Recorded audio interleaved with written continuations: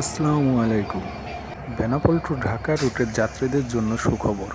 আর নয় ফেরিঘাটে ফেরি পারাপারের ঝামেলা, আর নয় রেলপথে যমুনা সেতু হয়ে ঢাকা। এখন থেকে বেনাপোল হতে খুলনা হয়ে পদ্মা সেতুর উপর দিয়ে মাত্র 4 ঘন্টায় চলে যেতে পারবেন ঢাকা। বেনাপোল টু ঢাকা রুটের নতুন সংযোগ রূপসী এক্সপ্রেস। অত্যন্ত বিলাসবহুল এই গাড়িটি বেনাপোল থেকে ছেড়ে যাওয়ার টাইম বিকাল 3:30।